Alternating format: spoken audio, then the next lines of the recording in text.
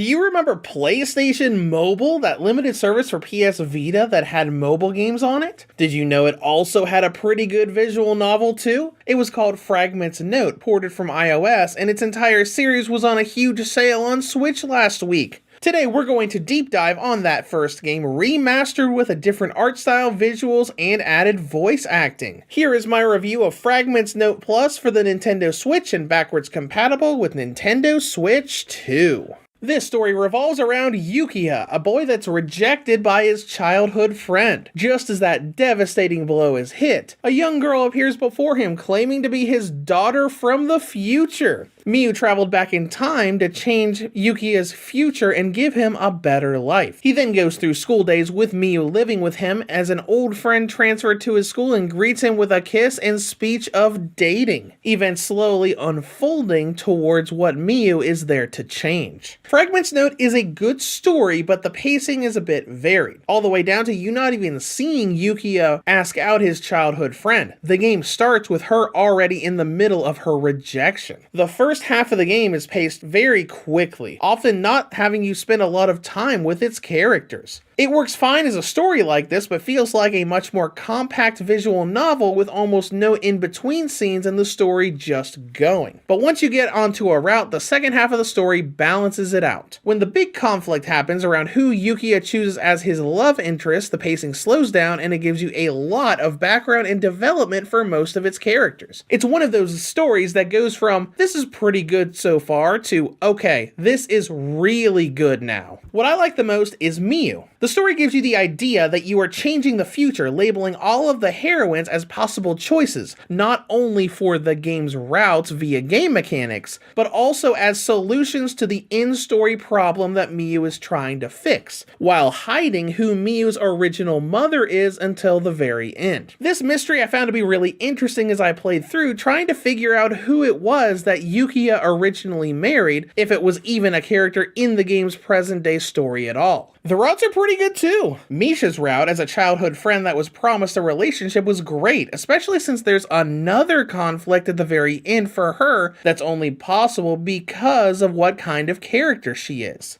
And it gets resolved in such a satisfying and emotional way. The other routes are just as good, even though all of the routes do have very similar types of scenes, but catered to that heroine. Even the Airy route that isn't one of the default love interests you're told about, but gives you a lot more info and context on not only the game's antagonist, but a better understanding for their character development that'll eventually come up in Fragment's Note 2. Unlike most of the FMV games we've been playing, this VN is a bit longer, and you get good development and attachment to these characters, with there being a much bigger story beyond just who you want to date and getting into awkward situations. I got attached to all of the heroines here, and I sobbed when the really big emotional moment hit for each route. When it comes to gameplay, this is a visual novel with dialogue choices. Having originally released mobile only back in 2012, it is relatively basic in its feature set, only offering a handful of dialogue choices across its adventure, but does still give you 4 different endings across the 3 heroines.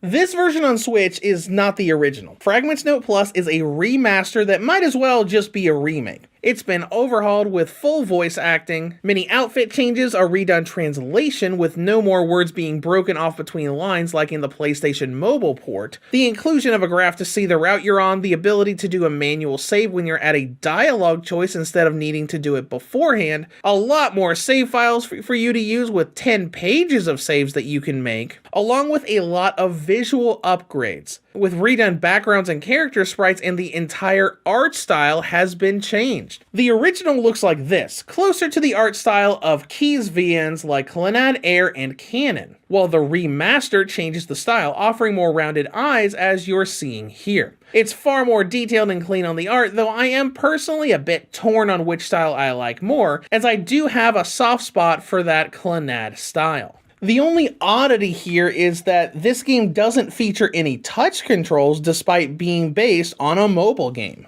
Moving on to main progression is very simplistic. You go through cutscenes with the basic VN feature set of auto advance, skip, save, load, and jumping between chapters with the new graph and board mechanic for the routes. There's even a little guide you can pull up with the plus or start button to tell you what all of the button shortcuts are without taking you away from the scene you're reading. You'll eventually get to dialogue choices to help influence what route you go on. Like I said earlier, the game only has 4 dialogue choices, and many of them are pretty obvious with going with one character or another to get onto her route. Once you learn where the characters like to hang out, it's easy to get onto their routes. At least outside of the Aerie route, since that one is the slightly better hidden route, as the story doesn't tell you that she's one of the heroines. It's a pretty basic loop, but it works out very well to give you the story, which is the biggest part of a visual novel anyway. Outside of the lack of touch controls, I think it works well. There are some weird extra confirmations when swapping menus, but overall, it's good. Moving on to content and length, I don't know what I was thinking when I reviewed this game in a text review on PlayStation Mobile back in 2015. The story is just okay. It only takes a few hours to clear it. I was clearly new to the visual novel genre back then. Anyways, the Switch version should take you around 5 hours to get to your first ending path, as was when I got the Misha good ending, and I easily added 2 more hours to get the Haya and Aerie endings after. It's not a crazy long VN, but it's long enough to tell a good story. With presentation, visually it looks good. All of the redone CG artwork and character sprites look very clean and high quality. While the backgrounds do have a bit of blur on them to help you focus more on the characters, it looks very clean and nice. I have nothing to say about performance, so let's go right into battery life. Fragment's Note Plus will give the original and light models a battery range of 4 to 5.5 hours. The V2 and OLED models get 6.5 to 7.5 hours, and the Nintendo Switch 2 gets 3 hours and 30 minutes. In conclusion,